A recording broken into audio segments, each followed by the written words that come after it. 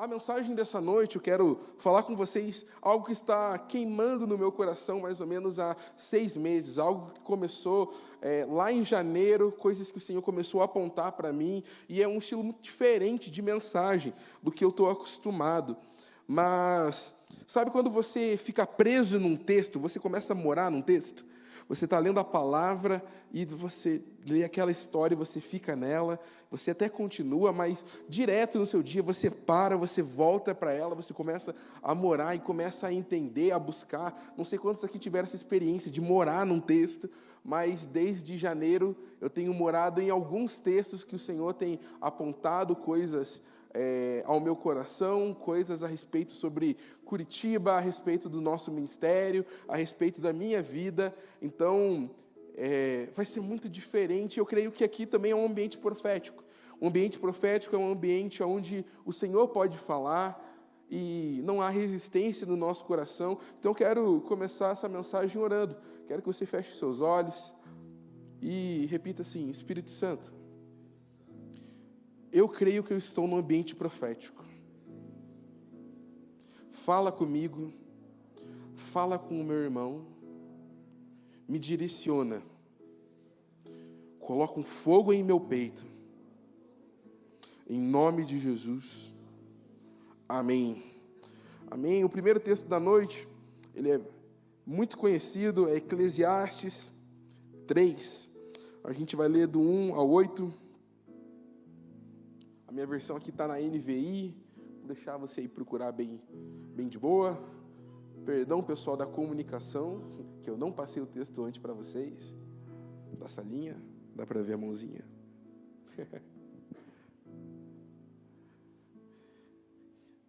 Amém? Vou ler aqui. Para tudo há uma ocasião certa, há um tempo certo para cada propósito debaixo do céu.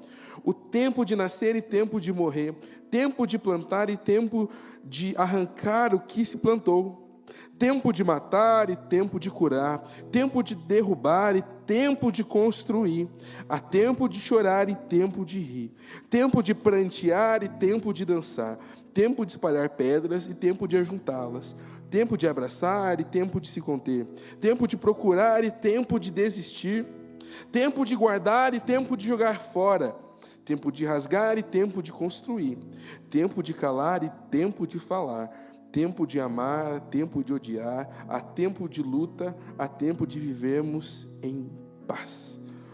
E agora, eu te convido para ir lá em Lucas, capítulo 12, 54 ao 56. Também vou ler na NVI.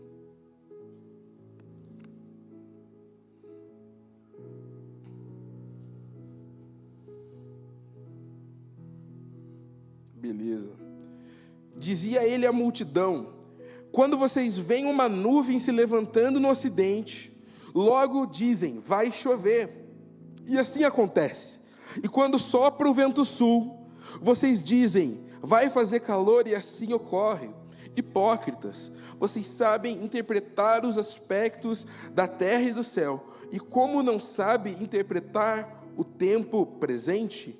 Vou ler de volta o 56. Hipócritas, vocês sabem interpretar os aspectos do céu, como não sabem interpretar o tempo presente?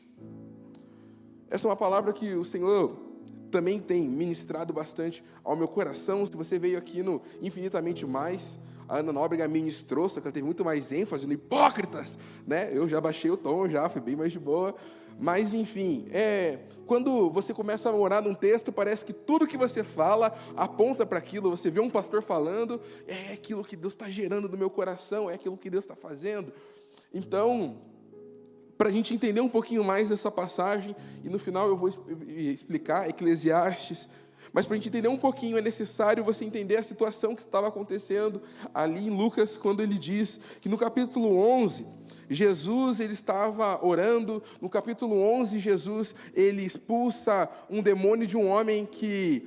o demônio fazia um homem ficar mudo, ou seja, Havia ali uma opressão muito grande, então Jesus estava fazendo isso. Jesus, ele estava também, ali depois do capítulo 12, anunciando um novo tempo, mas também um tempo de juízo sobre o povo, que mais para frente a gente entende que esse juízo é a respeito do Império Romano. A gente também vê ali na passagem Jesus pedindo prontidão para os seus filhos, para o serviço, porque ali é recheado de um conteúdo profético. Quando a gente vai estudar ali um tempo profético, um tempo escatológico, essa passagem de Lucas 12 inteira tem muitos detalhes, tem muitas riquezas. Eu te convido depois para você também mergulhar, para você também morar nessa passagem. Mas Jesus, ele está chegando no final, e depois de fazer várias coisas, depois de apontar profecias escatológicas, depois de demonstração de poder para os seus discípulos, Jesus, ele vem e dá uma dessa, que quando eu estava lendo a primeira vez, eu não sei se você já vivenciou isso. Quem aqui já estudou numa sala muito bagunceira no colégio? Em uma de suas mãos. Para você que não estudou, chega um momento que a professora meio que desiste da sala. Infelizmente. E ela não é culpada nisso, eu não estou falando mal da professora. De tanta bagunça, ela abre mão, faz o que vocês quiserem. Mas ela dá uma surtada. Mas ela se posiciona para dar esse chacoalhão na sala. Às vezes dá certo, às vezes não. Mas os discípulos estavam vendo várias coisas que Jesus estava fazendo, várias coisas que Jesus estava direcionando, e eles ficam parados. E algumas traduções, hipócritas, ela vem como fariseus, no começo, quando a Bíblia foi traduzida. Mas o que Jesus realmente está chamando a atenção é que ele deixa claro o entendimento que eu e você precisamos discernir os tempos. Nós precisamos entender o tempo presente, o que Jesus está fazendo hoje. E normalmente, quando você é adolescente, e é legal que o auditório está dividido aqui, boa parte em adolescente, aqui em jovem, mas quando você é adolescente, você pergunta: quem sou eu, o que eu vou fazer, para onde eu vou? Perguntas muito boas e muito válidas. Mas agora eu quero devolver a pergunta para vocês e ir num ponto mais difícil. O que será que Jesus está fazendo? E talvez, muitas das perguntas que você faz: Senhor, quem eu sou, para onde eu vou? É porque talvez você não aprendeu a fazer a pergunta certa. E Jesus, ele não está pedindo nesse texto: por favor, olhem os profetas, os famosos caguetas de Deus, do que Deus tem para fazer. Ele não está chamando: ei, vai até um profeta e pergunta: o que será que vai acontecer na minha vida? Jesus, ele chama os discípulos, e eu entendo que eu e você somos discípulos de Jesus, ou seja, há uma expectativa de Jesus, uma responsabilidade que cabe a mim e a você corresponder, que é a interpretação dos tempos. A Bíblia diz que a vontade de Deus, ela é boa, perfeita e agradável, mas não quer dizer que a vontade de Deus, ela é imutável. Não, a vontade de Deus, ela é progressiva, porque Deus criou todas as coisas e haverá um fim. Ou seja, se a vontade de Deus, ela é progressiva, cada vez mais Cristo há de se revelar a nós, até chegar o tempo que Jesus volte.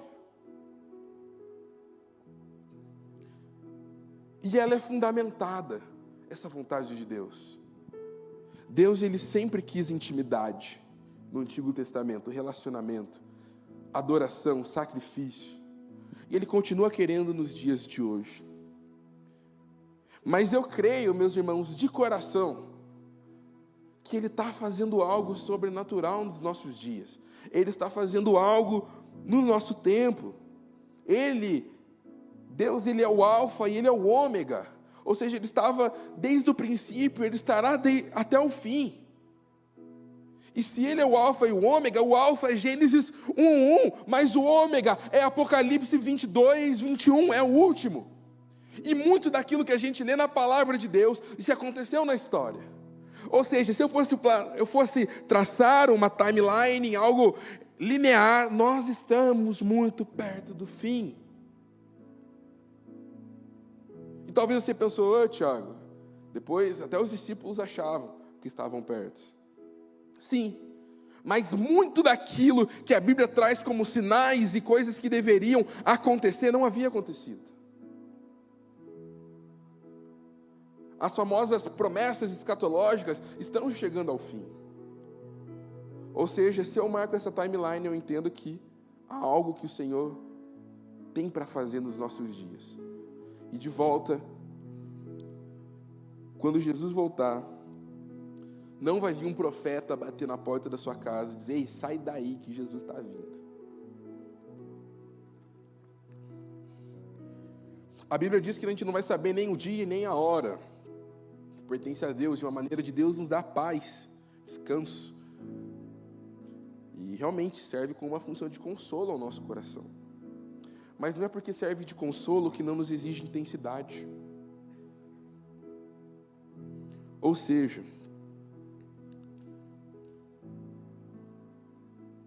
Deus está cada vez mais, cada dia que passa, fazendo coisas novas.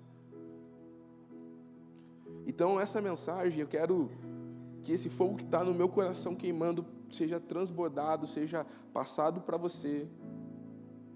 Mas é também um preparo para aquilo que a gente vai viver em SDA, um preparo para que a gente vai viver com o ministério nesse tempo. E a gente está em algum lugar da história. Muitos de nós temos planos de carreira traçados, eu não sou nada contra isso, estabelecimento de metas, sonhos e planejamentos a médio e a longo prazo. Mas quanto desses sonhos você tem colocado: Jesus, eu quero te seguir? E para aquele que ele não sabe para onde Jesus está indo, os próximos passos, ele chama de hipócrita nesse texto. E a minha pergunta, e o título da mensagem nessa noite é: para onde Jesus está indo?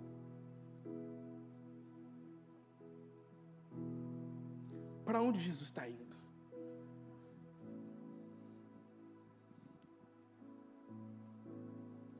E para começar a entender, porque a Bíblia fala, nesse texto, Jesus ele fala assim: vocês interpretam o tempo presente, ou seja, o agora.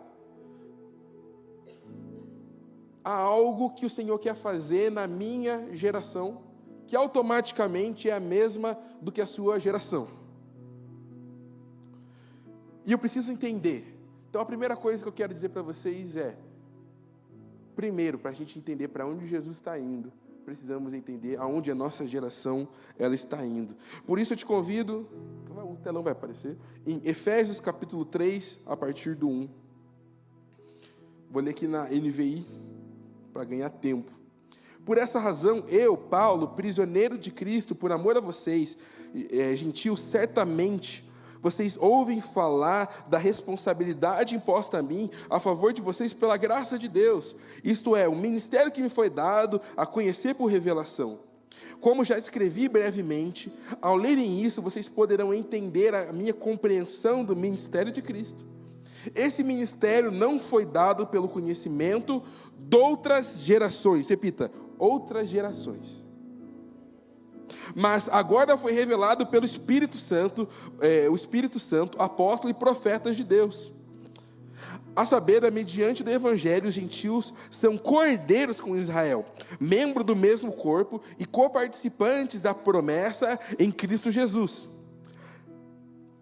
Desde me tornei ministro pelo dom da graça de Deus, a mim concedida pela operação do seu poder. Embora que eu seja o menor dos menores dentre todos os santos, foi-me concedida essa graça de anunciar aos gentios as insondáveis riquezas de Cristo e estabelecer a todos a administração deste ministério, que durante épocas passadas, repita, épocas passadas, foi mantido em oculto em Deus, que criou todas as coisas. O que o apóstolo Paulo está falando? Ele está ali explicando que ele teve uma revelação do Senhor, ali no capítulo 6, mediante o Evangelho, os gentios são co-herdeiros com Israel, membro do mesmo corpo e coparticipante da promessa em Cristo. E daí, eu gosto muito disso que Paulo está falando, de que esse mistério foi dado a conhecer, não foi dado para conhecer por outras gerações. Ou seja, tinha algo que a geração Paulo teria essa revelação. Ele estava no tempo certo, no local certo, buscando da maneira correta. E nenhuma outra geração da história teve essa revelação que Paulo teve. E mais para frente, ele vai dizer, durante épocas passadas, se manteve oculto. Ou seja, descortinado.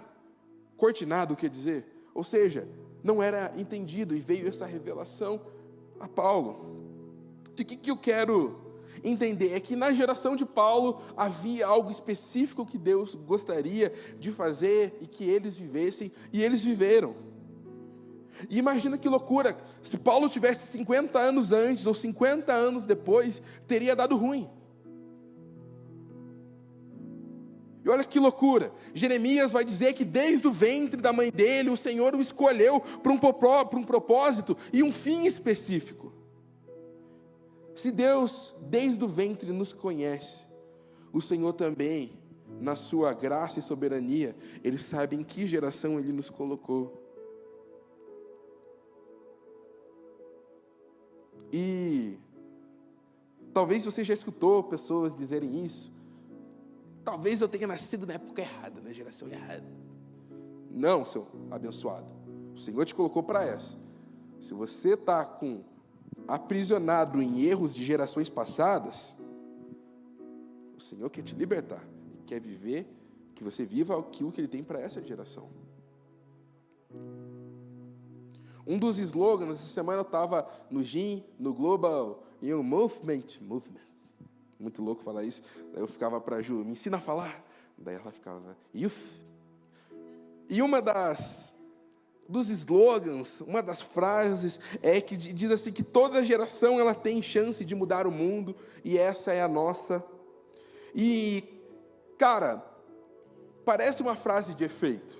Eu também estava lembrando no Descendo, quando teve, em 2019, o Theo Hayashi, era um vídeo muito famoso, que ele falava, agora chegou a nossa vez, chegou a nossa hora Brasil, todo mundo, Daí veio a pandemia. Mas eu creio que há algo específico para a nossa geração. Ou seja, se você tem essa mentira de que você nasceu, devia estar na geração errada, dos seus pais, sei lá, dos seus avós. Não.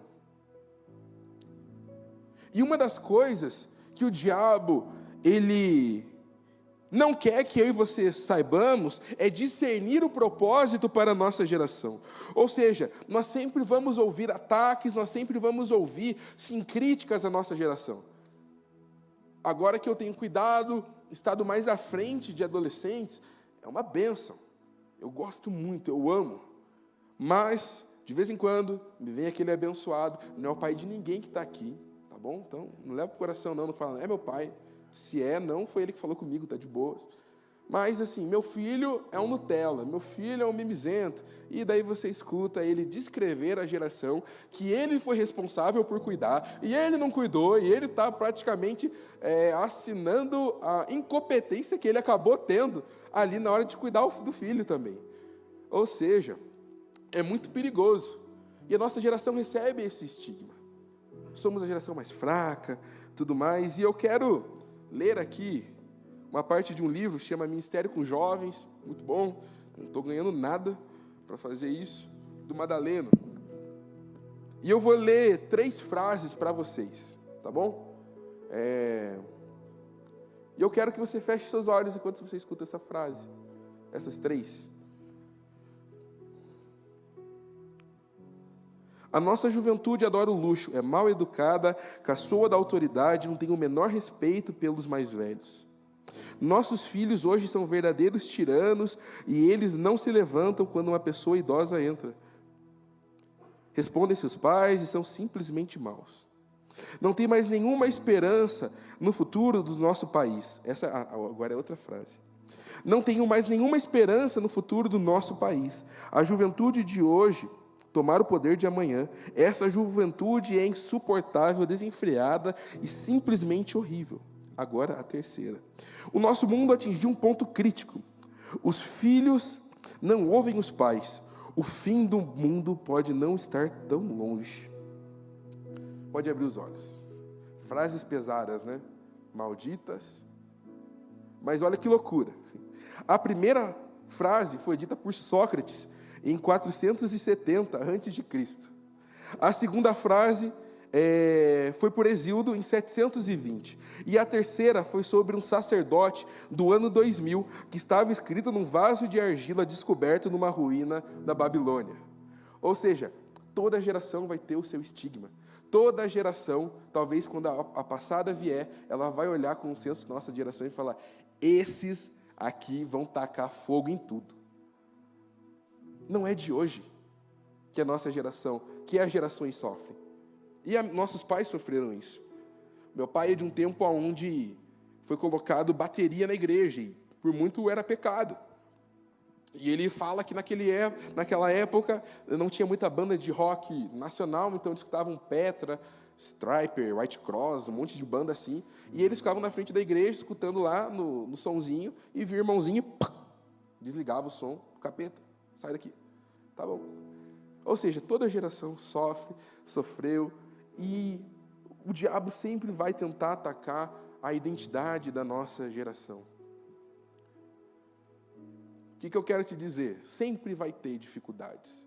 Indo para um lado mais extremo, quando Jesus nasceu, houve ali um tempo onde o rei mandou matar todas as crianças. No tempo de Moisés também. Ou seja, quando uma geração ela é afetada, cara, o diabo ele usa isso com violência para que ele consiga o que ele quer. Que é que você não saiba discernir o plano e o propósito que Deus tem para a sua geração. Que loucura! E algo que eu vejo nos dias de hoje, e eu quero dizer que você realmente nasceu para dias como esse. Os jovens da geração Z, os milênios, eles são fortemente envolvidos em causas sociais. E, cara, tem causas sociais muito boas que eles são envolvidos. Mas também tem causas sociais muito zoadas. Mas, cara, imagina só esses Z e esses milênios. Porque eles bancam. Mesmo sem saber, eles compram a briga, cara. Eu estava conversando com um pastor no Global Youth Movement, e ele falou assim: cara, eu fiz um vídeo de uma tendência lá dos adoles, que eles estavam, um vídeo do TikTok que hipnotizava ali, e você ia para o teu mundo lá, muito louco, eu nunca tinha ouvido falar também. Fiquei também, e ele fez um vídeo falando contra. Só criançada de 13 anos tacando louco nele.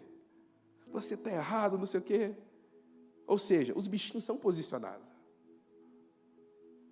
Mas, cara, imagina se eles têm um encontro com Jesus. Eles foram redimidos por Jesus. Cara, imagina se essa causa, que há um vazio nessa geração, que nós precisamos se encaixar, ela é o Evangelho. Imagina a força dessa geração. A nossa geração precisa ser redimida. E você nasceu, cara, para esse tempo. E você nasceu para redimir as pessoas que estão ao seu redor. Ou seja,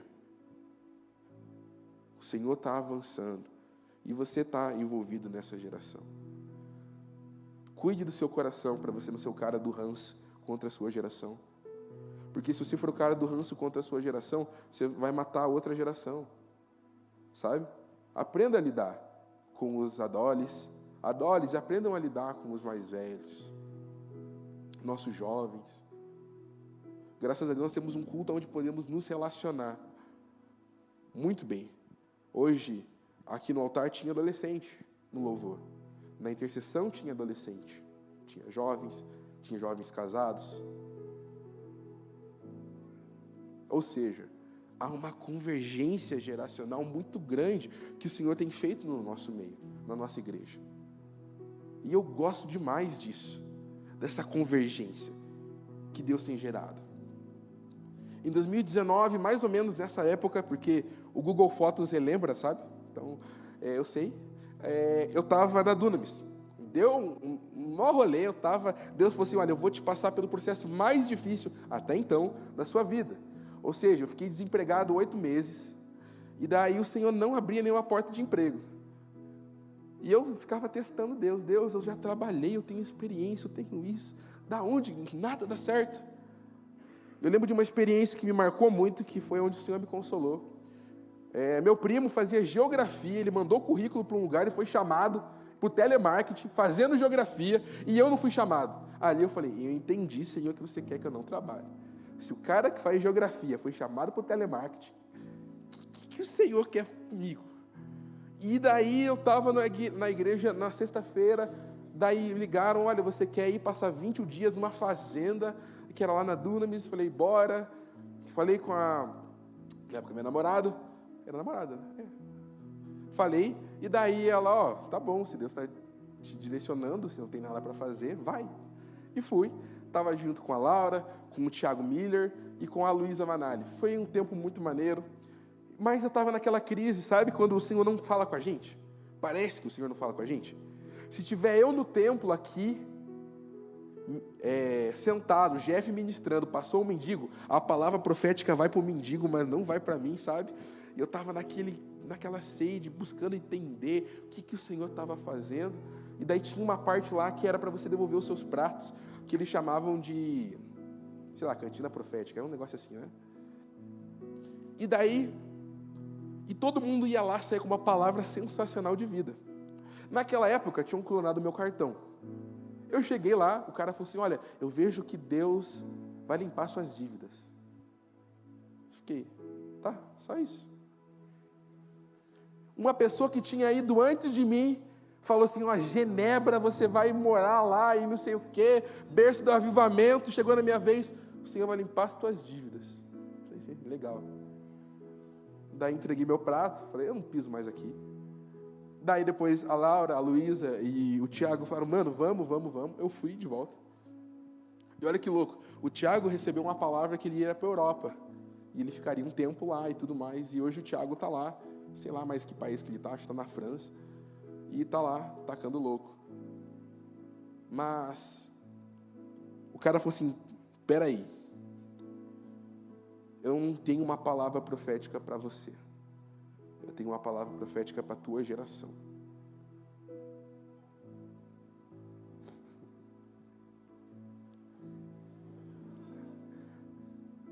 E ele falou assim, a sua cidade, eu vejo estilo Rei Leão. Eu fiquei, meu Deus, o que vai vir? Ele sabe quando você vê o sol e começa a cantar aquela música, que eu não vou tentar cantar aqui. E aquele sol grande começa a surgir. E começa a iluminar lá toda a África. Ele falou, essa é a tua geração, essa é a tua cidade, e essa é a tua igreja. Você acha que eu falei, uau? Eu fiquei de cara ainda. Eu fiquei, tá, legal, já sei. E faz 2 semanas que o Senhor mandou eu revisitar um caderninho de oração meu, e estava lá escrita essa palavra. Daí eu entendi, falei, Deus, perdão porque lá eu menosprezei essa palavra, deixei anotado no caderninho. Mas hoje eu quero liberar sobre você, sobre a nossa geração, cara. Talvez essa palavra estava retida também no meu coração, nem lembrava mais dela. Mas que, cara, eu creio que no tempo certo a nossa geração vai ser tipo o Rei Leão. Aquele sol vai vir e vai iluminar Curitiba. E eu creio mesmo. Eu não estou falando da boca para fora porque eu sempre tive dificuldade de crer nessas coisas. Minha origem de uma igreja muito batista. Muito. Ou seja, eu não ouvi falar o que é avivamento. Eu não ouvi falar o que é Espírito Santo, batismo no Espírito Santo. Eu não ouvi falar sobre muita coisa. Mas graças a Deus o Senhor tem gerado. E eu sempre fiquei muito na dúvida quando o Senhor falava. E eu tinha muito temor quando vinha alguém aqui no altar e chegava e falava assim, a gente vai mudar o mundo, não sei o quê. Vai, beleza, senta lá. Meu coração era muito pesado.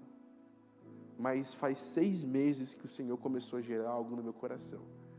Uma expectativa de que, cara, uma coisa vai acontecer de maneira sobrenatural. Por isso que eu falei que essa mensagem ela é muito profética. Porque, cara, o que eu posso fazer não é traduzir ela, mas é pedir para que o mesmo fogo vá em você e você também comece a gerar no seu coração isso, porque nem eu sei direito discernir. O novo tempo, a nova estação. A gente tem no aniversário da igreja, a gente falou sobre isso. Nós falamos isso no culto de Pentecostes, precursores, enfim, faz tempo que o Senhor tem sinalizado isso, e eu tenho me colocado à disposição para que isso ocorra, mas me colocar à disposição é diferente de Deus falar: ei, está chegando, está começando. E eu quero falar isso para você, está começando. Sabe quando toca uma estação para outra? Minha esposa tem a dificuldade de entender isso. Ela fala: amor, o inverno está acabando. Eu falei: mulher, faz um mês que começou o inverno. Mas o que eu quero dizer? Eu acredito que no mundo espiritual a estação trocou. Mas aos poucos a gente vai ver essa mudança daquilo que Deus tem. Amém? Estão entendendo? Vamos lá. Para a gente poder entender então que Deus está, para onde Deus está indo, é necessário entender a nossa geração. Já te falei que você está na geração certa. Comece a buscar. Há um novo tempo, há uma nova estação sobre a igreja, sobre a sua casa, sobre o nosso ministério. É um ministério que teve 14 casamentos ano passado. Ou seja, se você observar o presente, você consegue entender para onde Deus está indo. Aonde vai ter famílias muito fortes, famílias jovens, mas famílias também usadas pelo Senhor de maneira poderosa. E para que você comece a entender também para onde Deus está indo, eu quero que você comece a entender aquilo que Deus talvez já tem te dado. Porque exercer aquilo que Deus te deu vai conseguir te ajudar você a ver o que Ele vai fazer. Um exemplo, lá em Atos capítulo 13, capítulo 36, diz assim: pois Davi, tendo servido ao propósito em sua geração, adormeceu e foi sepultado com os seus antepassados, e o seu corpo se decompôs. Ou seja, aqui a Bíblia fala: em sua geração ele serviu de maneira específica. Mas, por exemplo, a vida de Jonas. Jonas já sabia que era um profeta. Deus não mandou ele a uma missão, aonde durante essa missão ele seria ali, ganharia o título de profeta do Senhor das nações, e por isso que ele deu uma tremida na base. Não, Jonas já sabia quem ele era, mas quando Jonas não exerce aquilo que o Senhor colocou sobre ele, não havia mais perspectiva. Ou seja, para eu começar a entender para onde Jesus está indo, eu preciso começar a exercer aquilo que Deus me colocou para fazer. E é ali que você vai indo, é no trabalho que você vai olhando, e em movimento, em unidade. Por isso que a nossa visão, uma das nossas diretrizes do ministério é a família Rony. Para quê? Para que não seja apenas o Jefferson indo, não seja apenas o pastor Dani indo e o ministério estando atrás. Não, nós vamos em família, indo em direção àquilo que o Senhor Deus tem. Então, quando eu e você começamos a exercer aquilo que Deus colocou sobre nós, a gente começa a viver. E sabe, tem coisas que a vida vai te colocar, e não a vida como uma entidade, mas a vida simplesmente como, igual eu falei, nós temos um ministério com 14 casamentos no ano passado. Quem aqui agora é casado? Erga uma das suas mãos. E está noivo também. Olha que loucura. Pode baixar. Você que casou, você tem agora a função do sacerdote. Você é o marido, é um título que, querendo ou não, você tem. Você não vai chegar para a tua esposa: não me chama de marido.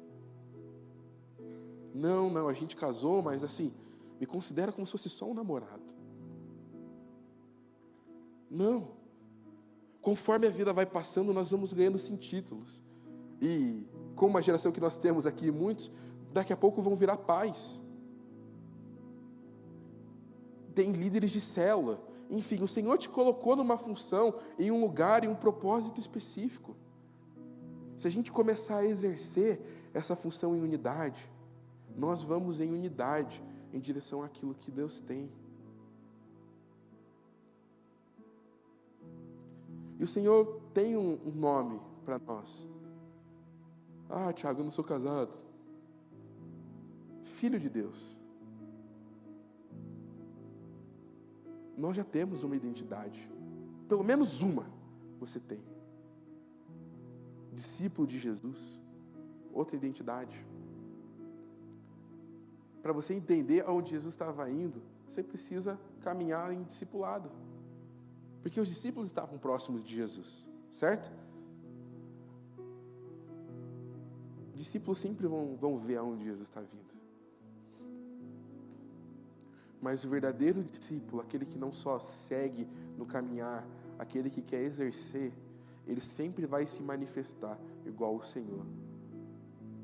Porque o discípulo, o que precisava mudar na mentalidade deles, era que primeiro eles só contemplavam aquilo que o Senhor fazia. Nossa, Ele liberta, nossa, Ele cura.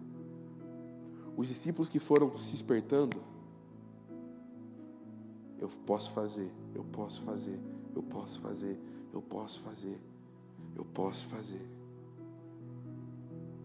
Fazer o que Jesus tem pedido a nós é a maneira de nós seguirmos a Jesus.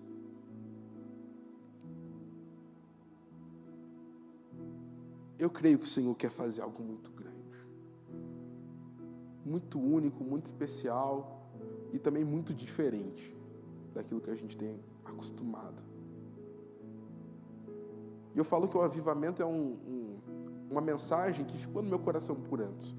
Quem aqui, sei lá, está na Alameda desde 2012, pelo menos? Ergue uma das suas mãos. Temos aqui os remanescentes. Cara, a gente ouviu muito sobre avivamento.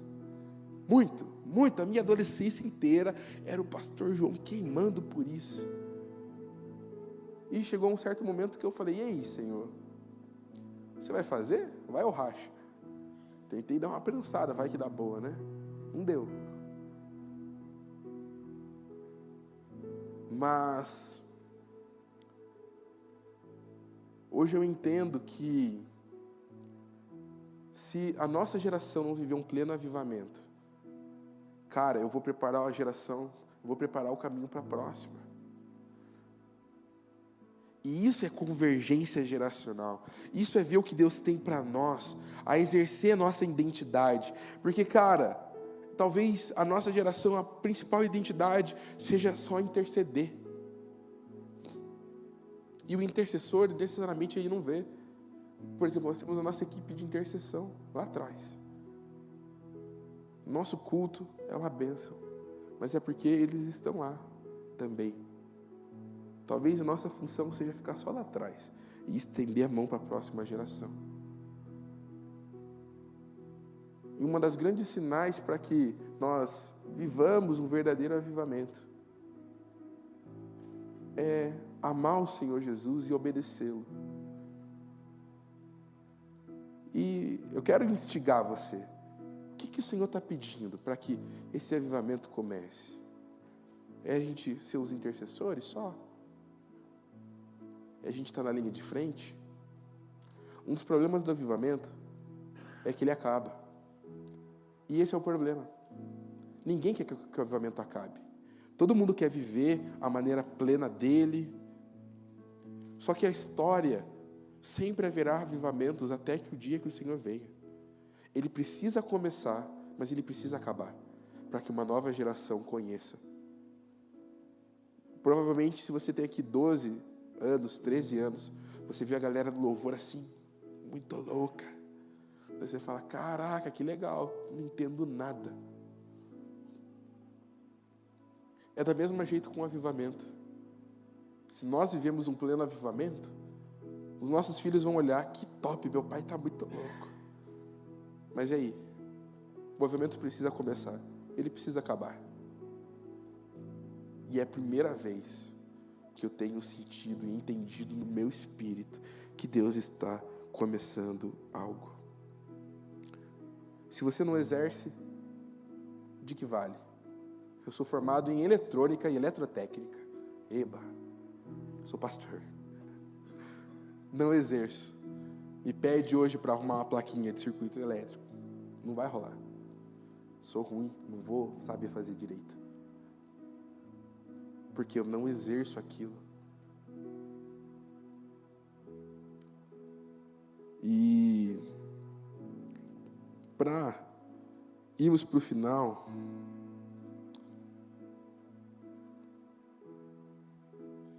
para nós entendermos para onde Jesus está indo,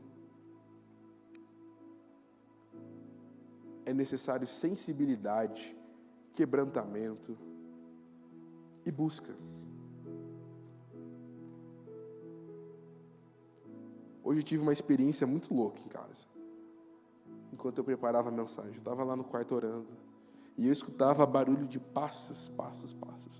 Tipo, aqueles passos, sabe? Apartamento? Daí você fica escutando aquele... Isso daí, obrigado pela onomatopeia. E você escuta aqueles passos, e cara, eu não sou muito de ouvir o vizinho de cima, sabe? Não é muito barulhento. De vez em quando derruba. Fazer o quê? Na verdade, eu acho que a gente é o vizinho barulhento.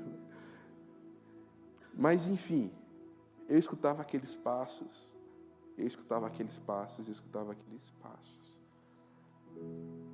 Cara, Jesus está no céu, mas Ele está andando. A gente está aqui na terra. É só a gente ficar em silêncio e ouvir os passos do Pai. Para onde Ele está indo. Para onde o Pai está indo. E perguntas como, cara, qual é o meu chamado? O que eu vou fazer? O que eu vou estudar? Essas perguntas vão ser muito mais fáceis resolvidas e respondidas. Talvez a gente não tenha essa resposta porque a gente faz ser só sobre mim. Qual é o meu chamado específico que eu vou... Cara, qual é o nosso chamado como geração? Sabendo do nosso, ali a gente vai tomando as particularidades de cada chamado. Tenho jogado um RPG de tabuleiro que não acabou nunca mais. A gente já comprou, já faz 6 meses, a gente nunca fechou aquele jogo. E tem um personagem, que é o arqueiro, tem um tanque, enfim, tem cada personagem. A gente anda junto no tabuleiro. Mas cada um tem que exercer a sua função ali. E conforme o jogo vai passando, a gente vai ganhando funções novas. Dessa mesma maneira, é a nossa vida com Jesus. Você não nasceu sendo marido, pai, enfim, chefe, dono da startup, pastor, profeta, exercendo, não, cara. É indo em direção aonde Jesus tem ido.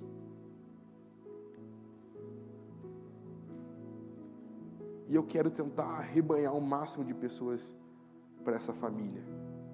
Eu quero tentar arrebanhar o máximo de pessoas possíveis para que a gente caminhe junto em uma direção. Caminhando em unidade fica mais fácil de saber o chamado. Fica mais fácil de você saber os próximos passos da sua vida. Já percebeu? Fica mais fácil quando você tem amigos, que você consegue conversar, compartilhar, chorar. É bem mais fácil em unidade saber os próximos passos. Viver os próximos passos. Jesus quer que nós interpretemos o tempo presente e o tempo futuro. O tempo futuro, vamos entrar numa piração, escatologia, tudo mais. Enfim, cada um vai ter uma pegada. E eu sei que esse tempo vai acabar com Jesus voltando.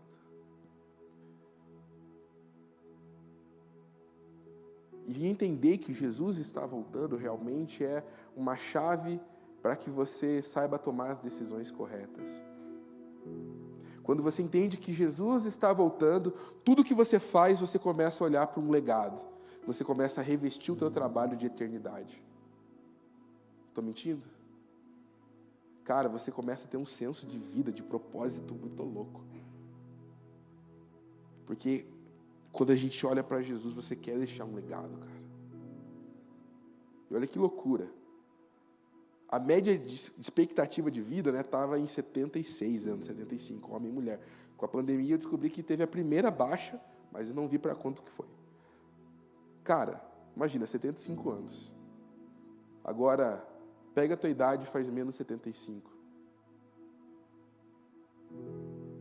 Cara, você só tem talvez aí, né, Rafa? Tadinho. Ajuda, pai, ajuda. Cara, o Rafa só tem 35 anos para cumprir aquilo que Deus tem para a vida dele. Um pouquinho mais, tá? Que loucura. Se você pegar a média,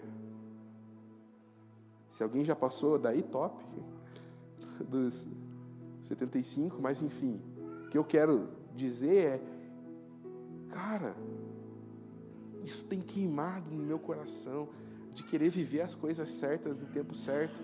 Eu acho que a maior crise que eu tenho com a minha esposa é que todo dia à noite essa mulher, ela chega e me pergunta: amor, eu só não quero fazer o que Jesus não está me pedindo para fazer. E eu falo: por você ter essa dúvida, esse coração, eu garanto que você vai fazer aquilo que Jesus tem para fazer para a tua geração. Vai, não peques. Quando o Jefferson chegou para o pastor Sebastião para falar que ele tinha um chamado, tinha que responder, e o Jefferson falou assim: pastor, eu estou em crise. O pastor Sebastião respondeu para ele: olha, meu filho, se está em crise, para mim está tudo bem. Quando a pessoa não está em crise, é porque tem algum problema. Bem, Sebastião. Mas sabe, eu tenho ficado inquieto. Deus, eu quero cumprir, eu só tenho uma vida para cumprir o teu propósito. Se eu pensar em anos, eu tenho anos para cumprir. Nossa, parece que o amanhã vai vir, mas se eu pensar, eu só tenho uma vida para queimar por Jesus, eu só tenho uma vida para corresponder àquilo que o Pai tem para mim, eu só tenho uma vida para gastar, uma vida para ser intenso por Jesus. Cara, isso queima, isso mexe comigo. Isso me leva para um lugar de que, Deus, eu quero ser assertivo.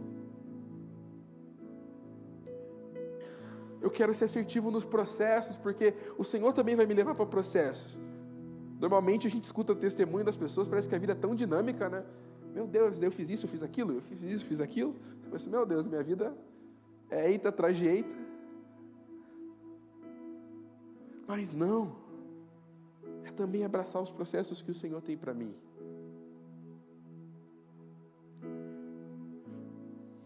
Não é porque o Pai está lá na terra que a gente não consegue ouvir os passos dele aqui na terra. Está lá no céu que a gente não consegue ouvir os passos aqui na terra. Um texto que mexe comigo é Hebreus 8, ou Romanos 8, se confundo. Mas que diz que os céus aguardam a manifestação dos filhos de Deus. Cara, imagina algo no céu prestes a acontecer.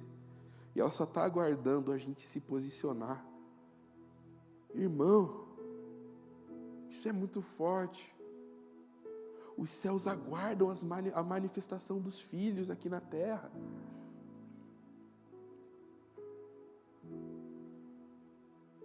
Cara, Deus tem algo para fazer. E é muito difícil pregar essa mensagem. Porque eu só posso te instigar, eu não posso cravar o que ele vai fazer. Mas é muito difícil, cara. Mas eu posso demonstrar o coração que tem queimado.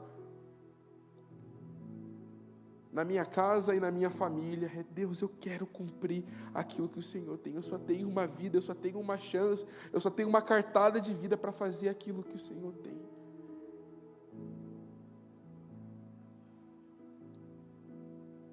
Cara, o Senhor vai fazer na nossa geração algo, gente. E eu quero te convidar, você que quiser fechar seus olhos, sair do lugar, se você quiser se voluntariar para esse tempo, Deus, eis-me aqui, sabe, eu tenho algo se movendo dentro de mim, eu nem sei o que é, mas eu quero dizer, eis-me aqui. A outra pergunta que eu tenho para fazer para você é se o seu coração, o assunto avivamento ficou saturado. Eu quero que você venha aqui no altar e peça, Senhor, renova esse assunto no meu coração. Eu ouvi tanto que eu nem sei o que eu vou fazer com isso. Se você quer ter o teu coração renovado sobre esse tema, venha para o altar. Se não, de que vale você ir na semana de avivamento? Não é do avivamento, é de, porque nós vamos na busca de um avivamento. Não é garantido que vai ter um avivamento ali específico.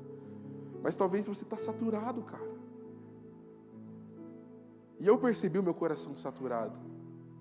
Por isso que eu fui ler histórias de avivamento. Por isso que a gente vai para a EBD trabalhar em 8 aulas avivamento.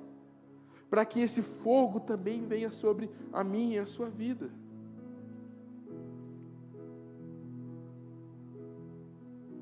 E o terceiro e último é se você entende que há uma identidade sobre você e você não tem exercido ela de maneira plena. Você, enfim, tem terceirizado, você homem que é casado, olha, eu não tenho sido sacerdote da minha casa, eu não tenho sido o cara que tem ajudado a dar direção. Você que é casado, a mulher sabe, edifica o seu lar, olha, eu não tenho sido, e eu quero viver essa identidade que o Senhor colocou para mim, para essa geração. Se você quiser também pode deixar o altar e vir aqui. E se você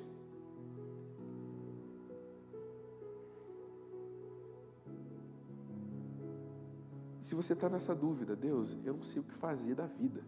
Sabe esse desespero santo das tomadas de decisão? Parece que a vida é muito binária, ou ela não tem nada para acontecer, e quando acontece um monte de coisa. Preciso tomar decisões. Cara, deixe o seu lugar e venha aqui para o altar. Senhor, eu preciso ouvir os passos do céu aqui da terra, Pai. Eu preciso ouvir os seus passos. Eu preciso ouvir os seus passos. E a minha oração nessa noite é: Deus, eu quero ouvir os seus passos. Na mesma medida que eu escuto o meu vizinho indo para lá e para cá.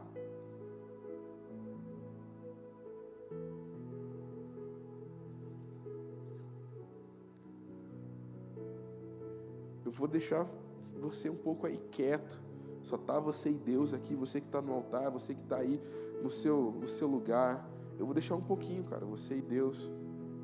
E você vai falar o que está passando no teu coração.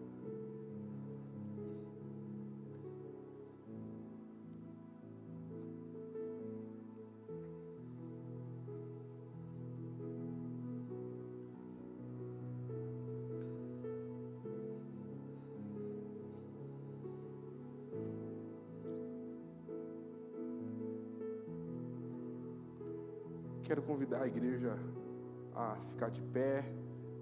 Se você estiver orando no teu lugar, fica à vontade também, tá? Mas quero convidar a igreja a ficar em pé. E vamos fazer desse lugar um ambiente profético, um ambiente com adoração.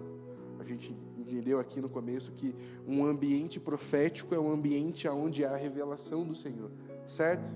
E se é um ambiente onde há a revelação, a voz do Senhor, eu creio que nessa noite o Senhor vai falar, vai direcionar. Então vamos fazer desse lugar um movimento profético, um ambiente profético, para que o Senhor fale conosco. Você que tem participado da intercessão, você é líder de célula, conforme o louvor está acontecendo, vai acontecendo fluir, você pode sair desse lugar e ministrar na vida de alguém. Se o Senhor te der alguma palavra, você tem essa liberdade. Se você não é nenhuma dessas duas, mas o Senhor está te falando, eu preciso ir lá, você tem essa liberdade. Mas se o Senhor te der uma palavra muito específica, então intercessores e líderes de célula podem ir. Vamos fazer um ambiente aqui de busca, um ambiente profético. Nós vamos terminar cantando. Se você já orou, quero que você se levante. Você que está no altar, pode se levantar e nós vamos encerrar este culto fazendo essa oração. Nós fizemos esse momento na nossa vigília da SDA, mas é porque é uma música onde nosso coração ansia fazer parte disso. Nós vamos cantar e você vai cantar como se você estivesse se convocando. Imagina o teu tempo que você estava lá no exército, que você precisou ir lá se alistar, e você vai pedir: Senhor, me envolva. Você vai ser convocado. Senhor, eu peço para aquilo que o Senhor tem para essa geração. Me envolva, Pai, me envolva. Então você vai cantar de uma maneira agora com entendimento. não apenas com a sua boca, com a sua voz, mas entendendo com tudo que há em você mesmo. Amém? Vocês entenderam? Amém. Abra suas mãos como ato de quem recebe. Que o amor de Deus, o Pai, a graça de Jesus Cristo, as doces consolações, a ousadia e o fluir do Espírito Santo, Pai, a busca incansável pelo Senhor esteja sobre a sua igreja, Pai, em nome de Jesus. Amém. Amém. Você pode ir para o seu lugar.